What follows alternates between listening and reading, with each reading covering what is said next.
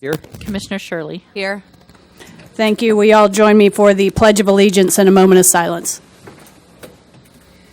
I pledge allegiance to the flag of the United States of America and to the republic for which it stands, one nation, under God, indivisible, with liberty and justice for all.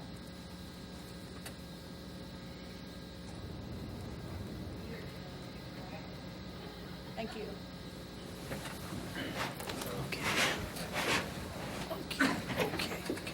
Next thing on the agenda is the Citizens Forum. Is there anyone from the public here that wanted to come up to the podium and talk about anything that's not on today's agenda?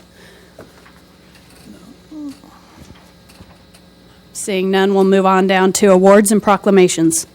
Item 4.1, the week of May 15th through the 21st, 2011, as National Public Works Week in the City of Salina.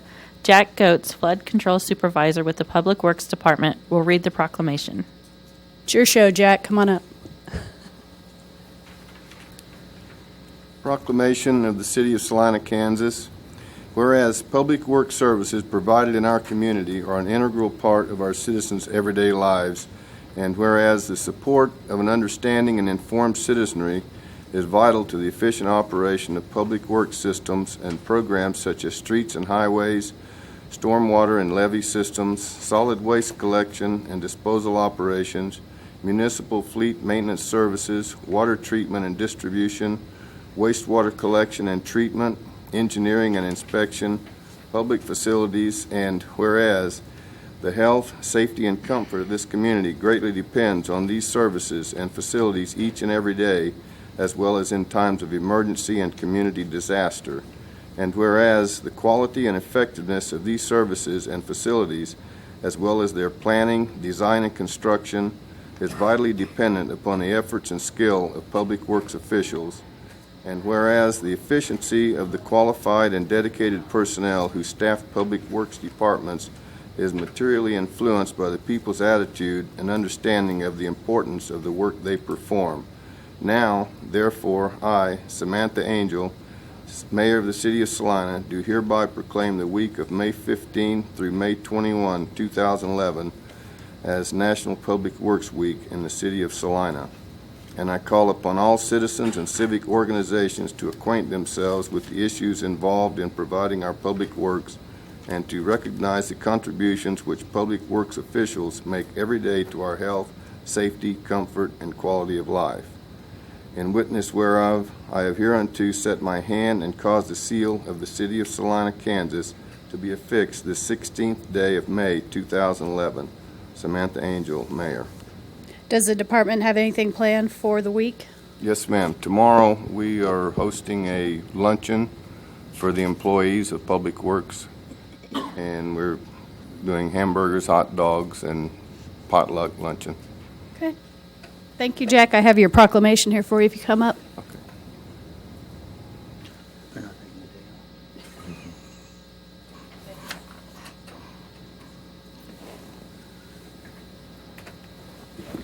Item 4.2, presentation of Youth Board Member Plaques of Appreciation. Is Mary Ralston here? Are you here? Yep. Come on up. We didn't know if you were coming or not.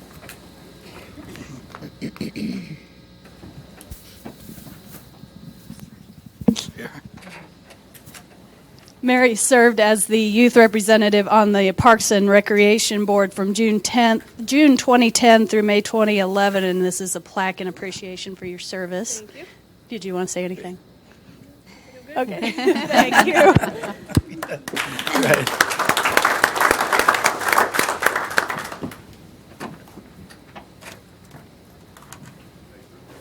Move down to public hearings and items scheduled for a certain time.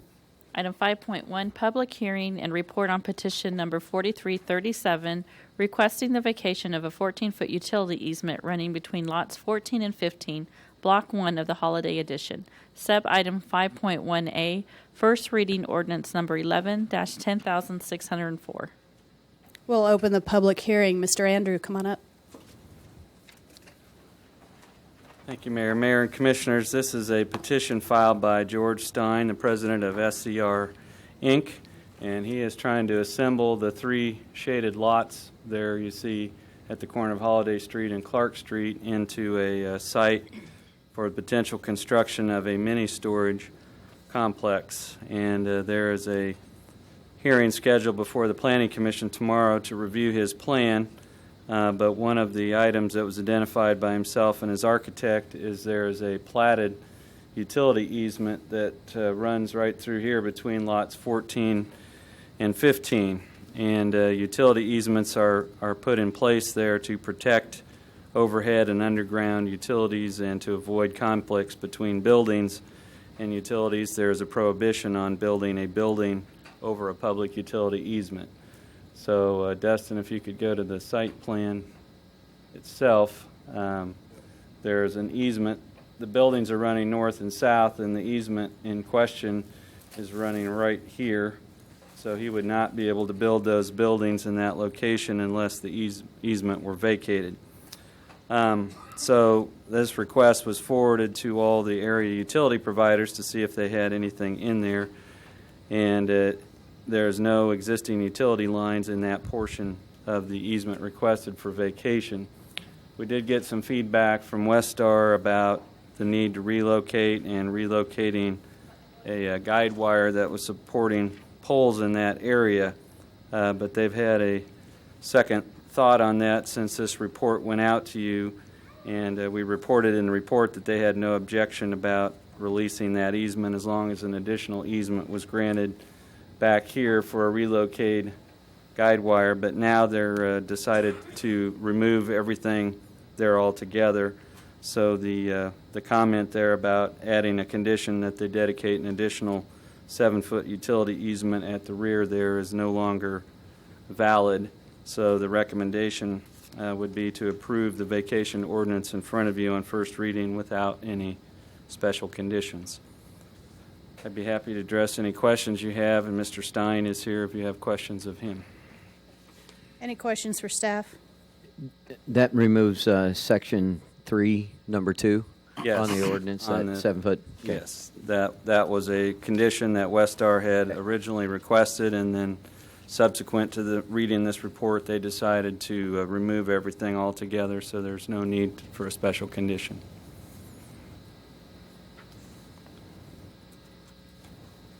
Any other questions for Mr. Andrew? Thank you. Is there any public comment? Seeing none, I'll bring it back to the commission for action. Mayor, I make a motion that we approve ordinance 11-10604 with the removal of the condition stated in Section 3, Number 2, the additional 7-foot utility easement. Second? It's been moved and seconded that we adopt on first reading ordinance number 11-10604 after removing the special condition regarding the 7-foot utility easement. All in favor say aye. Aye. Opposed, same sign. Motion passes 5-0. We're moving on to the consent agenda. Item 6.1, approve the minutes of May 9th, 2011. Item 6.2, authorize repair a water well number 3 to Lane Christensen Company in the amount of $64,864.79. Item 6.3, authorize the purchase of traffic signal battery backup systems from Gady Cells in the amount of $35,000. Item 6.4, authorize the purchase of LED traffic signal lights at the designated locations from Gady Cells in the amount of $12,421. Are there any items on the consent agenda that a commissioner wants to remove? Seeing none, I'll bring it to the commission for action. Mayor, I move we approve the consent agenda. Second? It's been moved and seconded that we approve the consent agenda as presented. All in favor say aye. Aye. Opposed, same sign. Motion passes 5-0. Doesn't look like we have any development business, so we'll move to administration. Item 8.1, second reading ordinance number 10,603, vacating a portion of a right-of-way for Centennial Road abutting lots 52, 53, 54, and 55, Block 6, in the replat of Edgemere Addition. Ordinance number 11-10603 was passed on first reading on May 9th, 2011. Since that time, no comments have been received. Is there any public comment on this ordinance today? Seeing none, I'll bring it to the commission for action. Mayor, I make a motion that we approve on second reading ordinance number 11-10603. Second. It's been moved and seconded that we adopt ordinance 11-10603 on second reading. Madam Clerk, will you please call the roll? Commissioner Crawford, Aye. Commissioner Householder, Aye. Commissioner Jennings, Aye. Commissioner Shirley, Aye. Mayor Angel. Aye. Motion passes 5-0. Item 8.2, resolution number 116825, expressing the intent of participating in the Sculpture Tour Salina program. Mr. Scragg? Thank you, Mayor and Commissioners. As you may already be aware, the Chamber of Commerce sponsored I guess you'd call it a community familiarization tour a while back. The ultimate destination being Sioux Falls, South Dakota. We made a couple of stops along the way at other communities to look at their best practices, whether it be economic development, you name it, a number of topics. And one of the things that was identified was Sioux Falls had a successful sculpture walk program that the group that went was impressed with and thought it had value for the Salina community and the Salina downtown. So they then came back, and it was kind of a combination of a grassroots effort along with the support and the leadership of both the Chamber and Salina Downtown Inc., but they ultimately came to the City Commission in February of 2010 and made a presentation on that program and how it might be implemented in the community. And the two main items that were reported out that related to City Commission action or consent were being able to display the sculptures within the rights-of-way in the downtown, and then also one of the elements of the program, which was referred to as the People's Choice Awards. And modeling it off of Sioux Falls, it's an opportunity for citizens to walk through the downtown, pick up a ballot that would be made available from ballot boxes, and cast a vote for the piece of art that they like the best, with the intention then being that the highest vote getter would be the People's Choice and would be purchased to remain in the community, to be displayed somewhere in the community. And the way that Sioux Falls approached it in terms of cost was the art was either purchased for the sale price of the art, because it is available for sale throughout the year at the specified price, with it being on display that entire year, or $15,000, whichever was less. So that way that expense was capped. And the City Commission at that time in the study session indicated general consensus on proceeding on both of those items. Not too long ago, you acted on the permission to display the artwork in the rights-of-way. And staff's gone back and looked at the best approach to kind of formalize participation in the People's Choice Awards, recognizing that we won't know the artwork that won the People's Choice Award and enter into an agreement with that particular artist until the balloting is completed a year from now. The attached resolution is intended to basically indicate the city's intent in participating with the People's Choice Award at this time, with the balloting to take place and the ultimate art to be identified at a later date. I would tell you one thing, one item that I noticed that may be a typo. I'm sorry, it looks like it's been corrected on the copy that I have here. There's a word inserted that in one of the items that it looks like it is on your copy, so I don't have a typo to correct. Other than that, I think there are a couple representatives of Sculpture Tour Salina here that may be able to answer questions if you have any. Any questions for staff, Mr. Hoppick, Mr. Laver, or Ms. Klima?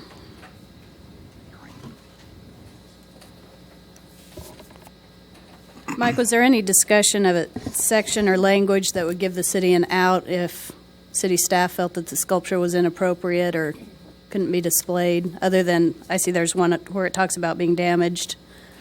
Yeah, with respect to this resolution, I don't know that there is. I know there has been conversations going into placement in the right-of-way, and the group themselves have talked about their selection process. So I think there's an intention to address that. I don't know that it is by this resolution. Yeah, Commissioners, the resolution addresses really two ways that the city would not, in essence, purchase a sculpture. One would be if you just we call it a non-appropriation clause, in essence binding yourself in perpetuity or future commissions in perpetuity. So if based on budget you should choose that in the upcoming year you don't want to budget for that, you'd have the ability to not budget for that. And then obviously you wouldn't be obligated to fund a purchase of a sculpture. The other way, which is more related to the sculpture tour at hand of the current year, would be if it's damaged or deteriorated beyond what one would expect. Let's just say weather-related throughout the year. If it's beyond that, you make a determination. You wouldn't be obligated to purchase it. But there is nothing in the resolution that deals with deciding or having authority not to purchase just based on the content of the sculpture itself. My thoughts were just going to some nationally televised TV shows where they organize groups to vote for the worst, just for fun, and they've been pretty successful. And I would sure hate to. Yeah, I defer to Mike on that. Happen here. I think the People's Choice in Sioux Falls has been what you, I suppose, might consider something that probably not so much a modern or contemporary, but something that maybe someone can relate directly to. Locally is typically what they've had. Well, and the other thing that I would tell you is that there is a call for artist process where the artists submit their artwork and the group that Sculpture Tour Salina is able to see it. It's not presumed that they are selected. It is a selection process, and they're looking at it for quality of art and appropriateness and those type of things. So just there is a jury process just to even be displayed before we go through the People's Choice balloting process. I think I hear what you're saying, though. Now, the other aspect of Yeah. it, I mean, technically, I don't look at Greg when I say this, but I think what you have here is a resolution of your intent, and that's it. So if something extraordinarily controversial came around and you just said, there's absolutely no way we can do that, you have the legal ability, I would think, to choose not to do that. Greg's nodding his head yes. So Was I get that to a play nod? attorney, and he's agreeing, so it's a good deal. But this is not an agreement, so it doesn't bind you in the same way that an agreement does. So it'd have to be something, I mean, much, much different than what Right. we'd probably expect to see. Speak directly into the microphone, please, Mr. Bankston. I believe Mr. Gage has correctly assessed the situation. There, I the other. think- Go ahead. Obviously, this was to give a level of assurance to the program and the contributing artists that this was something that the city wanted to do as part of the program. Certainly, if there are extenuating circumstances unanticipated, then you would be able to respond Okay. within your discretion. I have a question about if a company or someone wants to purchase the People's Choice Award, then, what happens? I don't know that I know the answer to that. I'm going to call on one of the Sculpture Tour representatives. Yeah. I asked the same question, Commissioner. Yeah. We feel like since there's, first of all, I'm Mike Hoppick, 914 Oak Lane. I guess you'd call this Sculpture Tour chairperson. We feel like if the people vote on that piece, then that piece should be the people's choice, and the city would purchase that. It's their discretion as to where they put that. Again, all the pieces are for sale, so any of the others could be purchased, but the city would have first option on a piece. So. Any other questions? Thank you. Okay. Is there any public comment?